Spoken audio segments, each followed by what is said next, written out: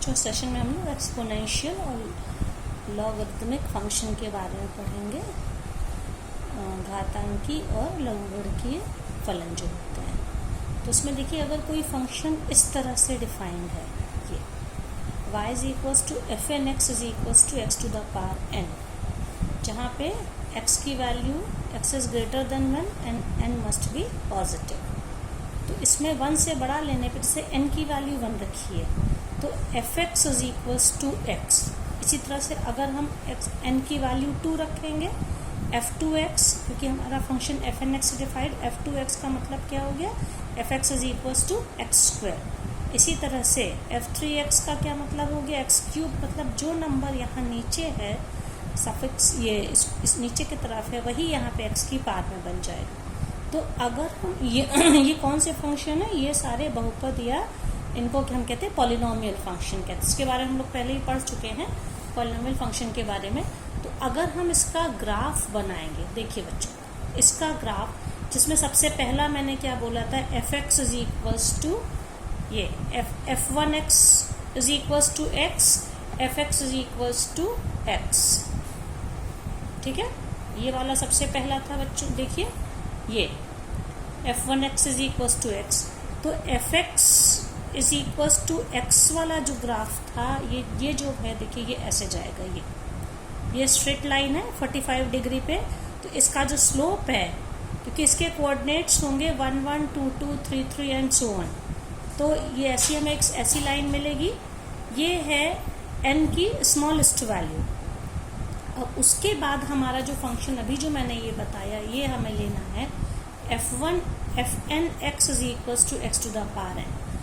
तो सबसे पहला ये मैंने दिखाया अभी। अब f2x पे एक्स स्क्वायर फिर एक्स क्यूब।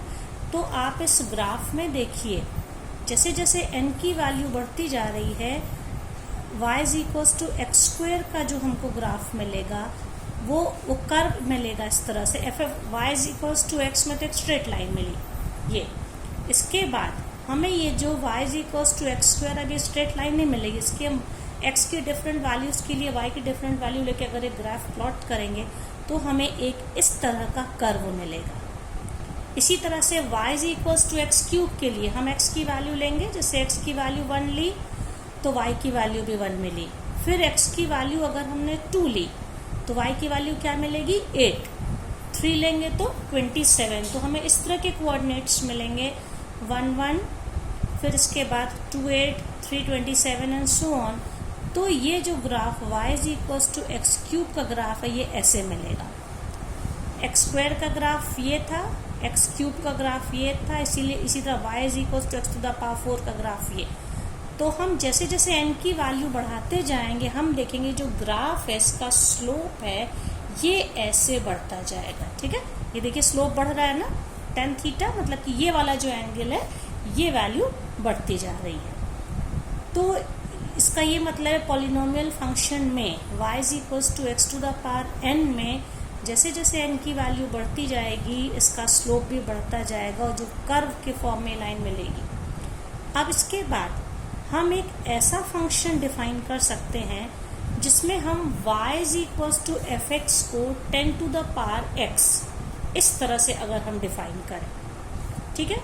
अभी तक हमारा जो फंक्शन था वो कैसा था, y is equals to x to the power n था। यहाँ बेस पे वेरिएबल था और यहाँ पे कोई ये नंबर था। अब हम देखिए यहाँ पे बेस 10 ले रहे हैं। अब इसका क्या मतलब है, f x is equals to 10 to the power f x में पहले मान लीजिए अगर हम 1 लेते हैं तो ये 1 लेने पे देखिए मैंने यहाँ पे ये 1 लिया हुआ है, यहाँ पे 1 लेंगे तो 1 और 10, ठीक है। और अगर हम f x is equals to 10 to the power x में x की वैल्यू आप 0 ले लीजिए तो f0, तो ये क्या हो जाएगा 10 टू द पावर 0 मतलब कि 1। तो इसके y is equals to x is equals to 0 पे जो इसके कोऑर्डिनेट्स हैं वो क्या मिले 0 1 मिलेंगे, ठीक है। अब इसकी वैल्यू मान लीजिए हमने 2 ले ली, x की वैल्यू 2 ले ली तो क्या मिलेगा 100, मतलब कि अब इसके कोऑर्डिनेट्स हैं वो क्या मिलेंगे, 2 लिया हम लोगों ने 200। 1 पे क्या मिला था बच्चों, याद करिए, जो हमने 1 लिया था तो स्पेस की वैल्यू क्या मिली थी 110, 10 टू द पावर 1। देखिए x की वैल्यू यहाँ 1 है, तो यहाँ पे कोऑर्डिनेट्स क्या मिले थे 110, 20। यहाँ पे x कोऑर्डिनेट अगर 3 है तो y coordinate 10 to the power 3, that is 1000। तो अगर जब हम ये ग्राफ प्लॉट करते हैं जिसमें 1 और x 0 लिया था तो क्या हमें मिला था, x की वैल्यू 0 लेने पे क्या मिला था, आप देखिए f0, ये f0 लेने पे तो ये कोऑर्डिनेट इसका क्या था यहाँ पे जो 1 है, मतलब कि x को हमने 0 एंड 1। तो ये एक ऐसा ग्राफ है जो कि अभी मैंने इसके पहले आपको कौन सा पॉलिनोमियल फंक्शन बताया था पॉलिनोमियल नहीं, उसको कहते हैं पॉलिनोमियल, मतलब कि ये वाले जो फंक्शन थे ये भी देखिए y is equals to x, y is equals to x square, x cube, x n, x की डिफरेंट पार्ट्स बढ़ रही हैं, ठीक है। तो लेकिन अभी जो मैंने बताया, अगर हम एक ऐसा फंक्शन ले y is equals to 10 to the power x, एक ऐसा फंक्शन है जिसका बेस 10 है, ऊपर वेरिएबल है, इसका अगर हम ग्राफ प्लॉट करें, इसमें अगर आपने x की वैल्यू 0 ली तो y की value 10 to the power of 0 मतलब कि 1, 0 1 मिला।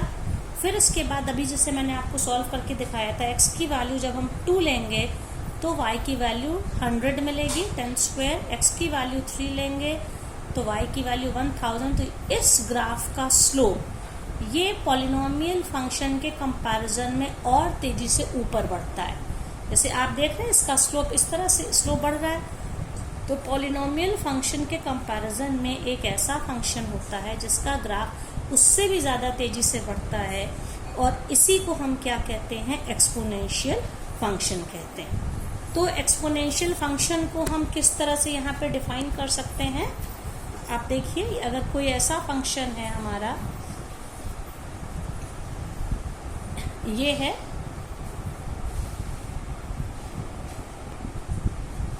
y is equals to b to the power x।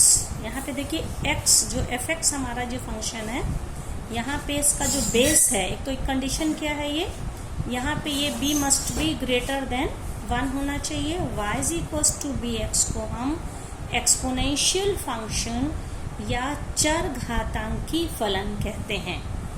जैसे इसका एक एग्जाम्पल है, b को अगर हमने 10 ले लिया तो y is equals to 10 to the power x, जो अभी मैंने जिसके बारे में बता रही थी, ये एक यहाँ पे फंक्शन है। तो ये जो एक्सपोनेंशियल फंक्शन होते हैं इनको हम कैसे डिफाइन कर सकते हैं, b to the power x से। अब इनकी कुछ कैरेक्टरिस्टिक्स होती हैं, कुछ खास बातें होती हैं।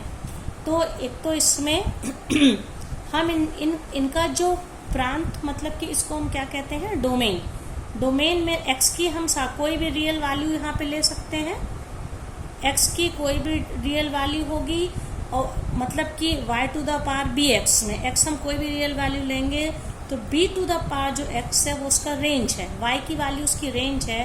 रेंज हमेशा पॉजिटिव रियल नंबर्स का सेट होगा। मतलब पहली क्या थी, एक्सपोनेंशियल फंक्शन का डोमेन हमेशा सेट ऑफ रियल नंबर होता है, लेकिन इसका रेंज हमेशा set of positive real numbers होता है। और जितने भी एक्सपोनेंशियल फंक्शन होते हैं वो सब पॉइंट 0 1 से पास होते हैं। और इसकी वजह क्या है बच्चों, जैसे मैं देखिए, मैं ये आपको दिखा रही हूँ, ये कोई भी वैल्यू हम लें, x की हम चाहे जो वैल्यू लें, अगर हम x की वैल्यू को 0 कर देंगे तो y की वैल्यू 1 मिलेगी, 10 टू द पावर ऑफ 0। चाहे जो भी, मान लीजिए हमने x की वैल्यू को यहाँ पे किस बेस को कुछ भी लिखें, 10 to the power x, 100 to the power x या 18 टू द पावर x, हमेशा x0 लेने पे y 1 हो जाएगा।